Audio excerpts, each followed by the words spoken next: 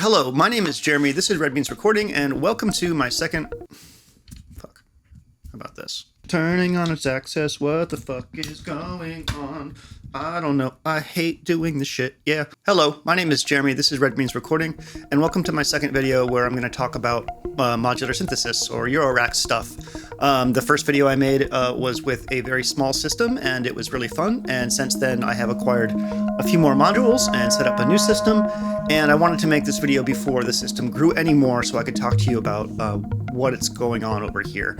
Now that I've recorded like 5 or 6 ambient modular jams, I feel like I am an expert on modular and definitely an authority to talk about it with you. I am kidding. If you really want to learn about modular, go watch Mylar Melodies or DivKid or Loopop or one of the many very, very talented people explaining how this stuff works.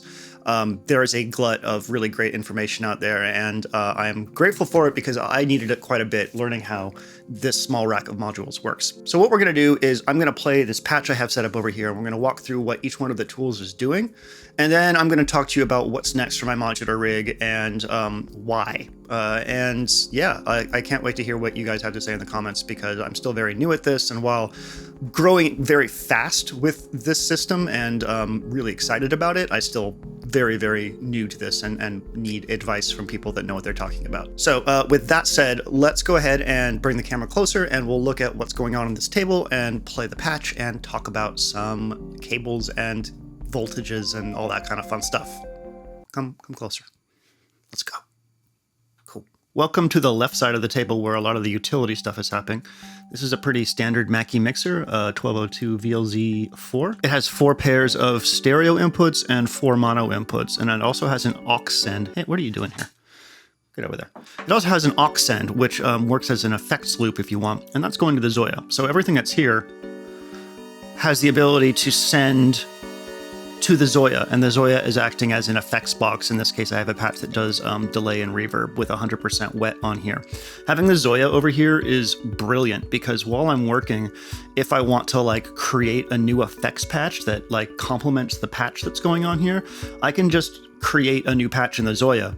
Throughout this process, we'll talk about great intro tools for modular, and I know this seems like a little strange, but the ZOIA is probably one of the best things you could get wanting to get into modular because it works like a modular synth inside, it works like a modular patching system inside with CV voltages and modulation, but you have access to a bunch of different algorithms that would cost a lot of money to get in a Eurorack system. So while it doesn't look like all that stuff over there, the ZOIA is just an incredible modular environment to learn how this stuff works. And the Zoom H6 is a multi-track digital recorder, and I bought it for NAMM last year, and now it sits here and records what's coming out of the mixer. I'm using it to record right now. This is the Keystep Pro from Arturia. It is my master brain with the modular system, meaning that it handles pretty much all of the sequencing, all of the CV pitch control, and all of the gating.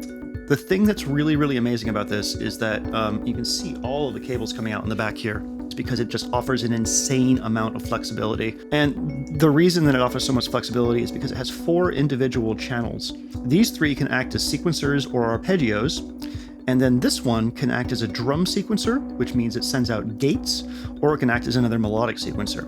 I have primarily been using this in drum mode for track 1, which you might think is weird because I have no drums. The fact of the matter is drum gates, of which you have 8 channels of, are incredibly useful within the context of modular because they can act as triggers for all kinds of events. You can set clocks with them, you can re-trigger envelopes with them, you can even use them to switch between like modes on one of the oscillators that I have.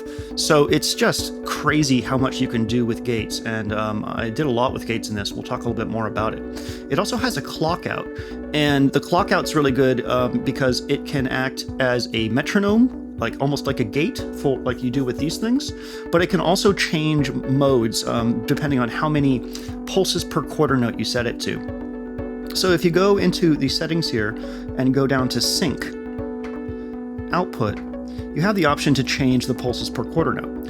Right now it's set to 1, which means it's going to send 1 pulse per quarter note, but you can change this to 1 pulse per 2 quarter notes, 4, 2 pulses per quarter note, and then it goes up to 24 and 48. But again, these drum gates can act as clock signals too, depending on how you use them, and I'm using them a ton in this particular patch, which we'll get into in just a second. I would be remiss if I didn't mention its little brother, the Keystep, because the Keystep also has a lot of in and out functionality on the back. Let's see if I can get this. So here is a sync in and out, CV outputs for gate, mod, and pitch. This has 4 channels of those and a much more robust sequencer. So the Keystep, little baby Keystep, is a great option if you're just like, maybe want to make like a single modular voice, synth voice, and go to town on it. But the Keystep Pro has changed my world in terms of what's capable with a small system like this. So it's just very cool. We're going to focus on one module at a time, I guess, to talk about how this is working. So I'm going to hit play on the Keystep, and we're going to hear sort of a bass drum thing first. So that's coming from the Pico System 3. And the way that that works is I'm sending a drum gate signal out to split between, it looks like the CV in for the low pass gate and the trigger in for one of the envelopes that's in here. So that then gets sent to an attenuverter, sort of a mixing area where the CV signals can be turned up and down, and then that is sent to the voltage controlled oscillator. So what you get is a envelope and a small decay over here. So that's the envelope controlling the oscillator's pitch. And if I don't attenuvert it, it makes it go higher. All right, so it just readjusted that. It's great having all this control, but these little knobs kind of suck, especially when you're trying to perform. I'm hoping I can figure out a way to make that a little bit easier in the future. So this is getting 1 volt per octave and gate to trigger a sequence, a melodic sequence from the Keystep, pretty standard. And it's just sort of in like its most basic tone mode it could possibly be in. I have given myself the ability to play with it a little bit here if I want to. I haven't like super modulated it. All right, I'm gonna start bringing in some of the other oscillators. So the first one is going to be the Piston Honda.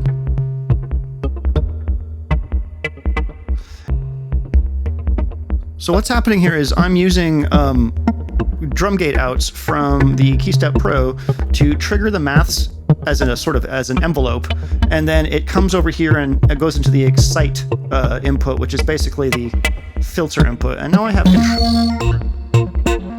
control over some stuff here, like the filter and the shape of the thing here. I'll get into this a little bit more when I'm just like playing this, so you can hear a little bit more about what it's doing. But this is the wavetable oscillator. It's got some modulation going on, and then I'm using maths and drum triggers as a glorified sort of stepping gate envelope. Okay, cool. So let's talk about plates. Let's bring it in.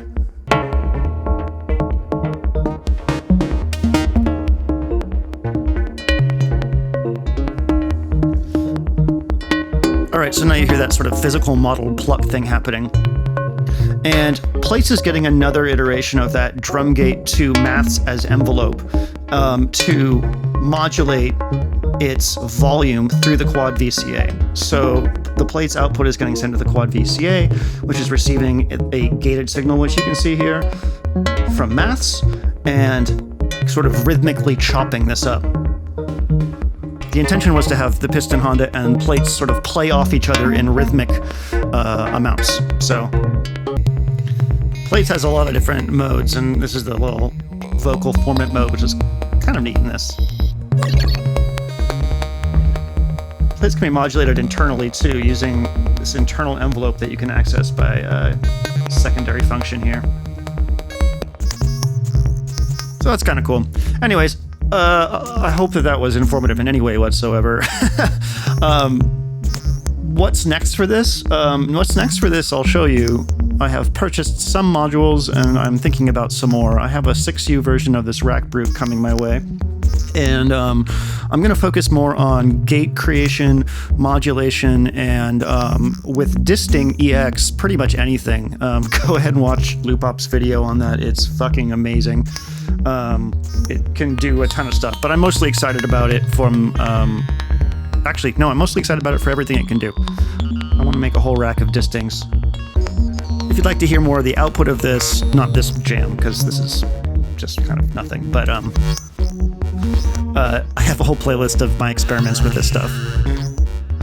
So I guess go check that out. All right, well, that's something. Thanks for watching. My name is Jeremy. This is Red Means Recording, and I hope you have a wonderful day.